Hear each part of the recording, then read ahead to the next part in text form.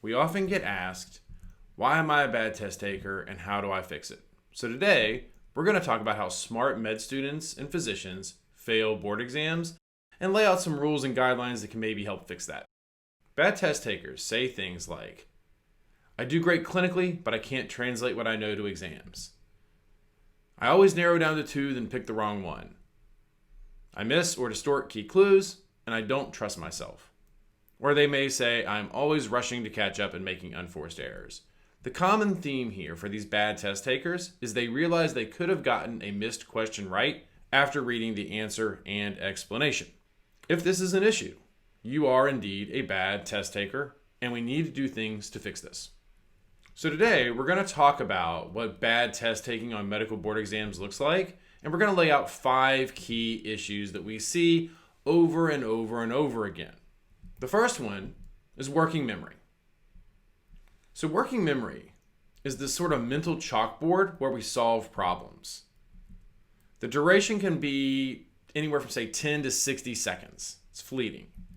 And there's a capacity of 7 plus or minus 2. So maybe on the low end, someone could hold on to, say, 5 pieces of information. The average might be close to, say, 7. And then on the high end, say it's 9. This is a little soft science, but it's good enough for our purposes. And then on the robust end, maybe people can hold on to even more, upwards of 10, 11. That's just a guesstimation, right? But there's a design flaw here. As new information comes in, it overwrites existing information. It's just the nature of the beast. So how does this impact test taking, this whole working memory thing? Well, simply put, losing key clues makes wrong answers appear to be correct. So cartoonishly, let's look at this example here. Let's just say I ask you, what's 10 plus 10? And you say with confidence, well, that's 20. And I'm like, no, it's not 20. It's 22. You'd be outraged. You're like, that's not true. You would say, but 10 plus 10 is 20. I say, I didn't say 10 plus 10. I said 10 plus 10 plus 2. Oh, yeah, that's 22. It's really hard to get that right without the plus 2. So how does this translate to medical board exams? Obviously, our working memory can handle 10 plus 10 plus 2. But once you get into dense, complex clinical vignettes, it's relatively easy to lose a clue here and there. Boards questions heavily burden working memory. And here is my pet theory as to why the role of working memory can be so problematic. So the old conventional thinking was the higher the IQ, the higher the working memory, the more robust the working memory. So if you're really, really smart, you probably have 9, 10, whatever working memory slots. There's just been an undue blind expectation that if you're smart enough to be in med school, smart enough to be a doctor, you can hold on to all these various bits and pieces. But what if you are indeed smart enough to be a doctor, smart enough to be a physician, whatever that means, and you have an average to below average working memory? It means that this test-taking format is going to be much harder for you than for the person sitting next to you when you know the exact same amount of information. The result is working memory issues can lead to boards test-taking issues. Now, it just might be the way your brain is wired. If you have ADHD, you're going to have a weaker working memory. You're going to have less slots. And I'm not saying that every bad test taker has poor working memory or average working memory. It's just one of these key patterns that we see. So what does this look like in an example? So let's imagine that we're reading a question, which of the following is the most appropriate next step in management? And as this med student starts to read the question, obviously the working memory starts to fill up. 36-year-old female, severe left leg and back pain, started 2 days ago, but has had back pain for years. Bilateral paraspinal muscle spasms are present. They note decreased sensation on her left shin and her foot. Left foot dorsiflexion, 3 out of 5. Now, as he's reading this, the working memory is filling up. He's starting to generate what he thinks diagnostically is going on, but he's full. And now he's going to lose a clue as something else comes in. Ooh, straight leg test equals pain at 40 degrees. There's no alert, there's no safeguard, there's no warning. And now the impact of this is he lost that this is an acute situation, and now he's going to choose the most appropriate next step in managing somebody with a chronic issue. Both of those answer options are going to be down there. He's going to pick it, feel good about it, and then miss it. So how's he going to feel about that? Well, he could feel like he just needs to study the concept more. And that's really what most students and physicians who are bad at test taking, they overcompensate with just ridiculously robust knowledge. They overcompensate. It's the only way to get through it. Well, he could then maybe start to not trust his knowledge, which is just a slippery slope. And now everything starts to fall apart when you don't trust what you know. That's when you say like, well, I like A, but what if I'm wrong? Now, if you don't trust what you know, the entire test taking apparatus falls apart. Or he feels tricked by the test maker, which is extremely dangerous. These test questions are certainly tricky, but they're not trick questions. A tricky question means you really need to pay attention and be diligent and look at all the clues.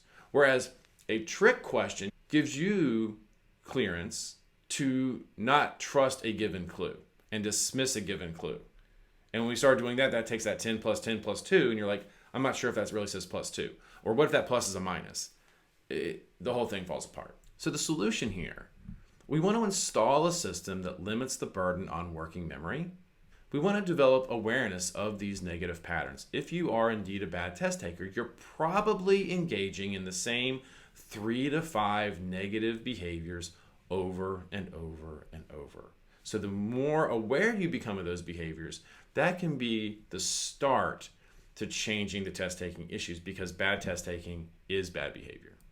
Issue number 2, the reading sequence. We want to think about the sequence we are using to read questions. This applies to our training and practice, and of course how that translates to test day.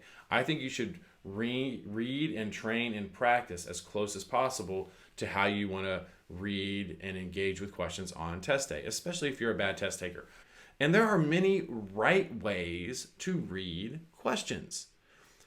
And it's not that one way is right and another way is wrong. I just think we want to use a process for us, for the bad test taker, that number 1, limits burden on working memory. We also want to compartmentalize the reading sequence so that when we assess, we can see where we went wrong. The most common advice people are given if they're a bad test taker is just do more questions. And if that works for somebody, again, great.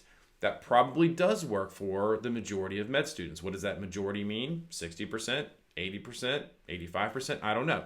But if you're on the other side of that and it's not working for you, that's where the true frustration comes in. And that's where tactical intervention is required. Let's tear down the system and install a new one. So the way I look at reading these questions, we want to break it into multiple regions. So I want to look at the last sentence, call it the prompt. I want to give it new vocabulary to give us more control over the system.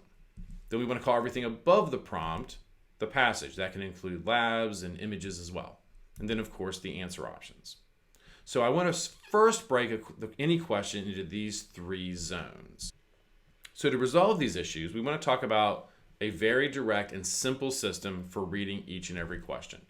So we want to always start by reading the prompt. It's the last sentence that states the precise question being asked. This has gotten a lot of traction in the last 10 years. I think we know about this, but so many people either just don't do it all the time or they do it but don't profit from it.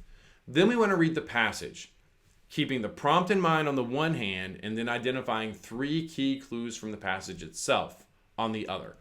That's not too burdensome for working memory. It gives us something actively to do as we read, and it will create a framework that we can build off of. You might say, yeah, but there's more than 3 things I need to know. Of course.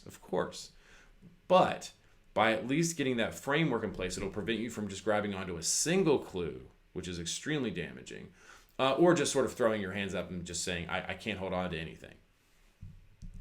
And then we want to read each option one by one, comparing it to the specific question being asked back to that prompt, turning each question into a set of mini questions. This compartmentalization will free up working memory space.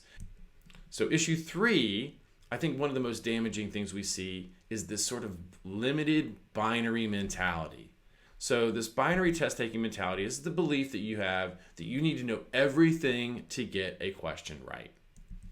It's essentially fine when solving less robust first order multiple choice questions. This is what you saw in undergrad. This is what you saw maybe in your grad program, maybe even some first year classes. Here's an example of a simple first order question. Which of the following is a first generation cephalosporin? Here, you're probably better off even predicting the answer and then seeking it out. But when you get to second and third order questions that you'll see in steps 1, 2, 3, shelf exams, in-services, specialty boards, these things are much more nuanced and much more involved. And actually carrying this binary mentality, this idea that you need to know everything, can actually be damaging for a lot of these test takers. So instead, we want to use the opposite of the binary mentality, and we can call that a partial knowledge test taking mentality. This is where we go in and we have to learn to say, I'm going to use the parts of what I know to rule out answer options and choose from the best of what's left, using the parts of what I know connecting back to the question being asked. And we have to learn to really embrace that I don't have to know everything, because that's where good test takers are truly profiting. We also want to learn how to avoid what I call the prediction trap. So many of us have been told, predict the answer. I hate this advice with a passion. How often at a step level or a specialty board level can you confidently predict the answer without looking at the answer choices? Some people might say 50% of the time. I don't believe that. 20% maybe more, maybe less. Let's call it 50% just for the sake of argument. Then I ask people, well, how do you feel when you can't predict the answer? But if you're someone who says, oh, it makes me feel terrible. It makes me feel like game over. It makes me feel like I'm going to miss the question. It stresses me out. That means you're embracing a strategy that's going to make you feel terrible 50% of the time. It could be as high as 80% of the time. That's a bad strategy. Prediction is a key part of reading and thinking and comprehension and transaction. So I'm not saying don't think in that regard, but this expectation that you're supposed to be able to predict an answer at this level is extremely damaging. So let's get rid of that. We want to avoid the rule in trap. So many bad test takers are trying to rule answer options in. That's taking the square peg and making it fit in the round hole. We can make a square peg fit in a round hole. You know how you do it? You hit it really, really hard. But we want to flip the rule in into rule out. Same equation is with partial true versus partial false. A little bit false is all false. A little bit wrong is all wrong. I want people who are bad test takers to learn to embrace that you can use the parts of what you know to rule out wrong options and choose from the safest of what's left. So issue 4, abusing the prompt. You would think that the prompt is the most innocuous thing that we can talk about. Again, the prompt is that last sentence in the clinical vignette. Explicitly states the precise question being asked. It's so easy to glaze over the prompt because there's nothing really medical in it. But that's dangerous. It is the most important sentence in any vignette. If you don't precisely understand each aspect of the prompt and you don't orient your way through the question, through the answer options, through choosing your answer by anchoring to the prompt, you're putting yourself in great danger of missing the question. So it should always be read first, obviously, but you should also refresh and check it while working the question as well. Just because you read the prompt first does not guarantee you're going to know exactly what you're looking for and answering 30 seconds later, 75 seconds later. So this is something that needs to be grown and developed. This idea of like, do I know what I'm looking for? Let me refresh and go back to it. That's a non-linear reading strategy. It's a little bit of self-monitoring. You have to keep that in mind. Do I know what I'm looking for? Let me check back to it. But just because people read the prompt first doesn't mean they're going to accurately retain it 30 seconds, 70 seconds, 80 seconds later. We can't treat it just like a box that we check off. So some of the problems we see with this, even when people are reading it first, can be that they forget it within seconds. This can be, imagine like Dory from Finding Nemo flittering across the screen, in one ear, out the other. You will answer a question. You're not going to work into a vignette without answering some sort of question. Your brain will autocorrect. But think about the dangers of autocorrecting. We don't want to rely on that. Or you could be answering one question with A and B and then a slightly different question on C and D. It's very dangerous. So we want to be aware, and that's where this starts. Be aware that Just because you read the prompt first doesn't mean it's going to be accurately, concretely retained the entire way. You want to grow a mechanism through self-reflection, so looking back and say, how should I have done this, to grow what's called self-monitoring, so you can monitor and regulate yourself in the run of play, where you're sort of checking as you work through the question, do I know what I'm looking for? Where you bounce back, check it, refresh, and move on. This might have to happen a few times within a question if you're a bad test taker. It is a good skill to grow. It's going to be cumbersome and awkward at first, and that's okay. It's the price of getting better. Some people might experience what we call reducing the prompt. We have a desire in our reading system to take the least amount of information to then process it. We want to compress information. And this can happen with complex prompts, obviously, but it can even happen with simple prompts. Look how simple this prompt is right here. What is the best initial treatment? How can you compress that? Well, you can compress it to what is the best treatment, which we then default think best overall, best broad spectrum. Both of those answer options can certainly be down there. They can both be down there. It's not a trick. It's not a booby trap. It's asking, do you know the sequence of treatments? It's asking for specificity of your knowledge, not generic, fuzzy knowledge. And that's fair. But what's not fair is when you know the best initial treatment versus best broad spectrum treatment, and you confuse it and answer the wrong one because you got tangled up in your thinking and reading and interpreting of the question. That's what's not fair. Prompts can also mutate.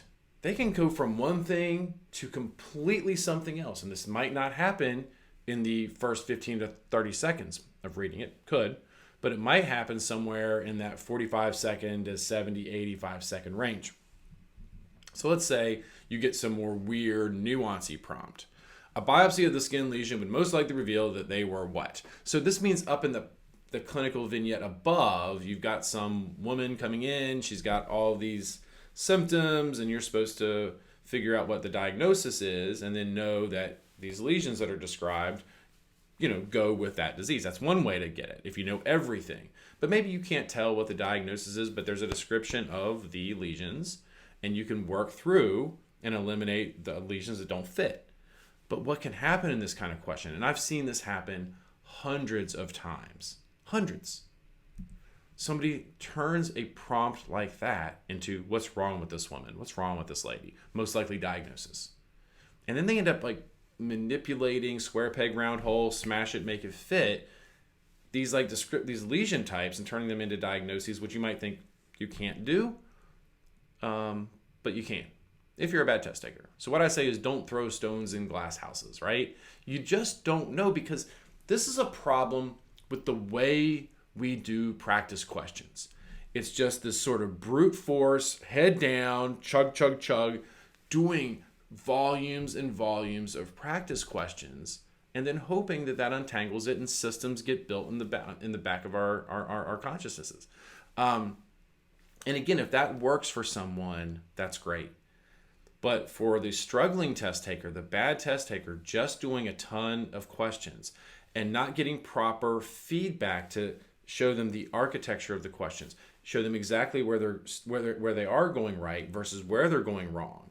This is where the problems really begin. And the prompt is just one of multiple steps in a chain. They can't see the code behind the computer program. And what we want to do with people is we want to be able to reveal the mystery. And it's not that big of a mystery if you add a system and a vocabulary that's very sequentialized. And that's what we need to do. So again, this is, I think, understanding the nature of this thing is a really important first step. And I think for some people that can help. But if there are larger solutions that can be provided with the STATMed Boards workshop. So binary and prompt issues. So here's an example. So this was a med student that was sent to me. Third year med student, did amazing in his first 2 years, did fine on step one, but there was a gap in performance, but he was fine. But now he's in rotations and he's bombed 3 shelves in a row. When I say bombed, I'm talking first, second, third percentiles. And they're really confused at his med school. They're like, what is wrong? What's going on? We talk to this guy. We see him on rotations. You ask him questions. He knows the answers. He's performing clinically at a very high level, but we have a 3 strikes and you're out policy. Now we're trying to figure out a way around this. We're going to let him get one more chance, but he's zero tolerance. What's going on with this guy? So he comes to me and he basically says, I like to know everything. I'm used to knowing everything. And this is true his entire life. He just knew everything. So he was the definition of the binary test taker. He just knew it all. And as much as he had to learn, going through those first 2 years, he kind of just had it all down. But once you get in, eventually there's a threshold that gets crossed where that capacity just gets surpassed. Maybe that's first block, first semester of med school. Maybe it's not till step 1. Maybe it's not until rotations for him, right? So he comes in, he says, I always narrow down to 2. I always pick the wrong one. I don't trust anything anymore. So we sit down and do some questions. And we look at a question. It comes up. Here's the prompt. Which of the following is the best initial treatment for this patient? Dense clinical scenario. We're not even going to get into that. It's too distracting. And he's got, say, 4 answer options just to keep it lean, right? So he works through the question. He has a pretty good sense of what's going on. And he narrows down to 2. He's like, here we go again. Just keep going. So he says about B, indomethacin. I'm pretty sure this is the first line. I don't know anything about medicine. My colleague David and I were reading and learning specialists. We don't know about the medicine. We're looking at the process. And then he says this. He says, but. You're like, oh no. When you see people do this, when you hear this, you know that they're probably getting themselves in trouble. But I also know it's not the best thing, not as effective as D. It's like, well, that's cool. You're flexing on your knowledge. But now we're starting to get off of what the question's really asking. And then he goes to D. Well, I know this is the better drug. He knows more about it. He knows that it's got more broad spectrum utility. But is prednisone first-line treatment? ? He's saying, I don't know. Well, I like prednisone better to treat this fake patient. So he selects D, and he finds out it's wrong. He's like, there we go again. And of course, yes, B is right. I always narrow it down to 2 and pick the wrong one. Okay, so some of the things we're seeing here. He tried to answer 2 prompts at the same time.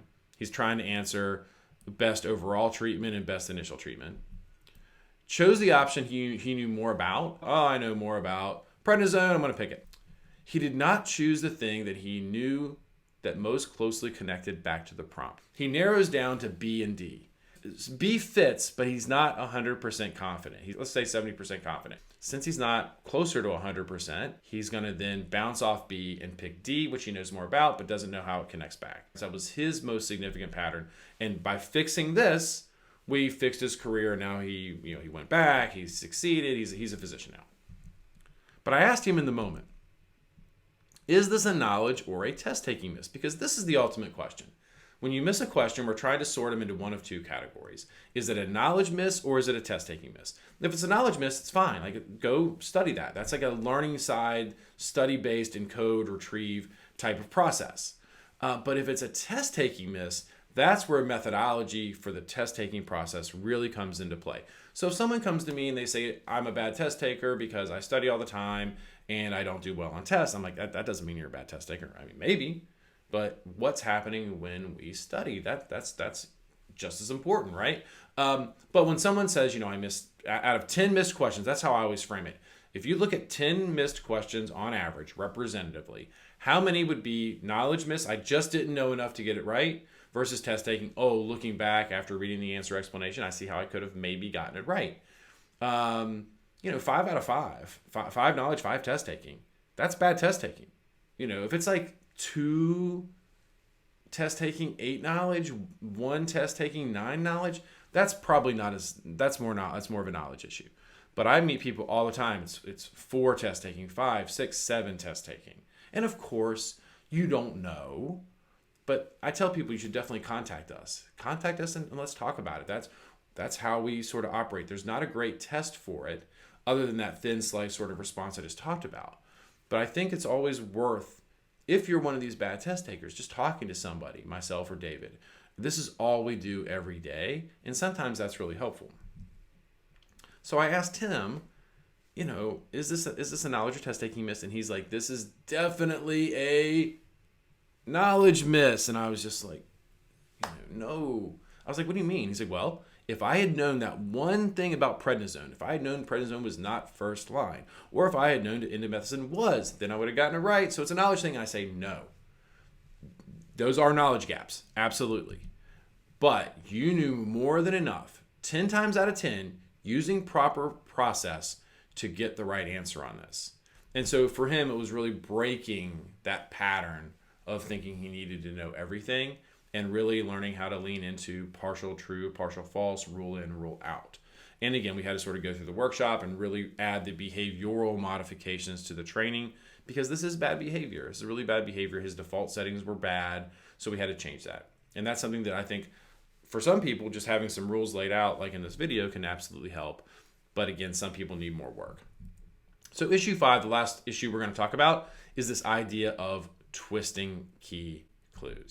So when we talk about any of these bad behaviors, it makes me think about this podcast I was listening to with Malcolm Gladwell. He writes about social phenomenon. And he was talking about some systems are called weak link systems and some systems are called strong link systems.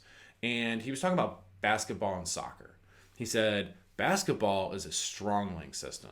Strong link means if you have the best player on the court, you're going to win more championships.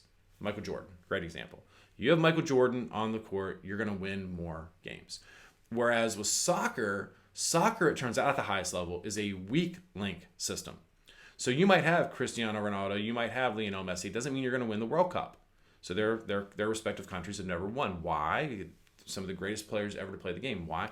Because soccer is about the weakest player on the field, and it's all about finding and exploiting the weakness to score goals. So what is test taking? Is test taking a weak link system or a strong link system? I'm convinced it is at this level, it is absolutely a weak link system. So I don't care about whenever you nail a question here, you crush it over here. It's about the bad things you're doing. It's not about the good things you're doing. But we want to think about test taking as a weak link system. It's not about, yes, I did a good job here, it's fine. I mean, pat yourself on the back for sure. But it's about identifying the bad behaviors and learning about why they're happening. Because if you identify the pattern, you fix the pattern, that's where we get exponential gains. Back to the main topic here. One of the main patterns we see is this conflict between inferring and twisting. So inferences are good. It's the lifeblood of good reading. In regard to test taking, it's when you draw logical conclusions from the clues presented in the vignette. And some people really have a tough time seeing that line. Where is a good inference to be drawn and where is a bad one? And so when you cross that line, that's where you're twisting it. That's where you're making the square peg fit in the round hole. This is when you draw conclusions from the vignette that are not logical. They often require the insertion or deletion of words, ideas, or concepts. So a lot of times we'll hear people say like, what if or maybe. And when you say, but what if this and maybe this, and you're adding a clue at the end of that, that's where you're getting into trouble. It's like adding a +3 to our 10 + 10 equation. So there is a line where we say this clue equals this. If that's really clear to you, that's fine. But if this is murky, then this must be cleaned up. And again, I'm not saying all bad test takers engage in this type of thing, but this is one of the key patterns. So here's an extreme scenario, and this is a 100% true story. So we have this guy come onto the question. He's a physician who's a terrible test taker, and he proved it as soon as he did this question. So he sits down, he doesn't read it using the proper system. He's top down, predicting, just slinging all over the place. 15-year-old female brought to your clinic. Father says she fainted twice during workouts with her personal trainer. What? She's got a personal trainer? What's going on? She's fainted. Then he flies through it, denies using any medications or illegal drugs. And this is literally what he says. And more credit to him for articulating his thoughts. Denies using any medications or illegal drugs, but what about her sexual activity? She's climbing out her window at night, running off to see her boyfriend getting in the pickup truck. She's pregnant. He says, Ryan, I see it all the time. Teenage girls lie. She's pregnant. So he zooms down, picks social history, clicks it, and finds out he's wrong. And then we find out the answer is indeed family history. He's like, oh, yeah. He's like, I botched that. Yes, you did. I mean, he's doing that when I'm watching him. What's happening in the third hour of his test, right? So that's a true story. And this is an extreme scenario of twisting. Now, obviously, he did a lot of things wrong. How do we fix something like this? How do we go about re-engineering it? Well, first of all, you have to run out the play like he did. You have to track out exactly the steps taken to miss it, and then take the steps you should have taken to get it right. This is how you change test-taking behavior. So he goes through this, and how should he have worked it? Well, he's like, I should have started at the prompt. It's not asking what could be causing this. It's a weird prompt. It's asking, what's the thing you should find out first and foremost when you see these very limited symptoms? What are these symptoms? What should I find out first? What's most pressing? Then you pick 3 clues. What would be the ideal clues to pick? And you can link and chunk ones together as well. So he's like, okay, female, her age. Okay, she fainted twice during these new workouts with her trainer. So that's the inference that we have to draw. If somebody drops during these intense workouts, what is that telling you? She's fainted multiple times during intense cardiovascular event, and she felt fine before and after. Okay, those are limited clues. What can we do with that? What would be the most concerning thing here? You can predict if you want, but don't feel beholden to it. Now you go down the line, each one by one. Pulmonary function test, what would that do? Well, that'd be like for like an asthma type thing, before and after, she felt fine after. Family history, okay, yeah, like what if? Now this is a what if, but do I need to be concerned about hypertrophic cardiomyopathy? Yeah, I mean, I should be concerned about it. I want to rule that out. Family history would do that. Social history, of course, you could go into all sorts of things with that, but not most concerned about first and foremost. Travel history, of course, she could have gone anywhere and gotten anything. Dietary could be anything. But given the limited clues, fainting multiple times during exertion, we have to rule out family history first. Then you can explore all the other things. So by going through this analysis process, identifying the kinds of behaviors he's susceptible to, that's how he gets better. So the assessment here, since proper process would lead to the correct answer, this is a test-taking miss. He must meticulously trace out the steps he took to go wrong and then track out the steps he should have taken. This is how he has to get better. All right, now let's do one last example. Now this is a much more subtle type of test-taking miss with some much more subtle twisting involved. So as she sits down to do this question, she's engaging in proper process, most likely diagnosis means she can read it a little faster, looking for key triangulations, working her way through the question. Chief complaint, muscle weakness in his right leg. Now here's what happens. She's gonna take that clue and she's gonna reduce it to leg weakness.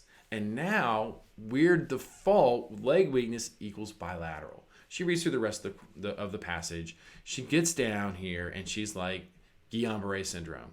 Yeah, like weird stuff going on, leg weakness, maybe. Now, in reality, she should have ruled that out because she actually knows that Guillain-Barré is bilateral. But the clue has gotten, reduced and then flipped in her head. And this is a critical error. Then she's going to say giardiasis. She's going to say, well, yeah, he's like abroad in rivers and lakes. Like, yeah, maybe. These are all partial truths. She's ruling them in. Not factoring in that these clues that from what she knows, don't really fit that diagnosis, that presentation. Then she looks at MS, out. She looks at Addison's, out. And then she's like, those don't fit symptomatically. But then with poliomyelitis, she's like, I don't know much about poliomyelitis. I'm just going to cross it out. It's not the right criteria to cross out. So then she's down to 2. And she's like, well, okay, symptoms, giardiasis don't really fit. So boom, Guillain-Barré. Finds out she missed it. But this is the scenario where it's not one or the other. It's actually something she ruled out. Now, this is called a bad slash. This is whenever you have definitively slashed out the right answer, where it's like you've done something impulsive, you've smashed and grabbed a few clues. You could do like she did here, where she's like weighing each option just on different single points of contact. It's usually some of the lower hanging fruit that can be cleaned up the fastest. And it's usually a hallmark of a really bad test taker if you're often slashing out the right answer. And again, this is a different pattern than some of the things we talked about earlier, but it's one of the key patterns. We don't know if this is a knowledge or test taking miss yet. You're not going to know until you do the analysis. There were some serious missteps taken here, I think. So she twisted or reduced the muscle weakness in his right leg to leg weakness, and like I said, defaulted to that sort of bilateral instead of unilateral. She didn't really triangulate to build that framework for her first phase. And she twisted rivers and lakes to make giardiasis fit when no symptoms matched, so she could have ruled that out from the get-go. It's really dangerous to leave answer options in play as maybes when they could be slashed out. A little bit false is all false. So using proper reading of the passage, she could have weighed each option individually, emphasizing ruling out instead of ruling in. So again, a really good process is to practice going back and say, what would be my best triangulation? So here we got the muscle weakness in right leg, and be really deliberate and say, that's right leg. That is unilateral. And then as she's reading through, she might also note muscle weakness has continued to worsen. Anytime you see a progression or timeline, those are pointy edges that you really must learn to grab onto. Then you got the trip abroad, swim in various rivers and lakes. You might say, I don't know what that means, but it's so weird that it's in there. That's such a strange clue that I think it's worth noting. And then, of course, you've got some classic signs and symptoms. And then you're going to say, well, what am I going to do with this? I don't have a prediction. I don't know what's going on. That's fine. So then you take each option one by one and say GBS, bilateral, not unilateral, partial false, all false, out. Then you say, well, giardiasis, okay, I see the rivers and lakes and stuff, but the physical symptoms, the issues, this is not what happens. A little bit false, all false, definitively. And then C, D, they don't fit. Those are more easy to wipe out. But then poliomyelitis. A lot of people are like, I don't know anything about this. Like, we don't study this. It's eradicated or whatever we say about it. But at the very worst, you can say, I've never heard of this, ? This person can certainly say there's not a single factoid that they can say, I know this goes against it. Therefore, it's a question mark. It's an unknown.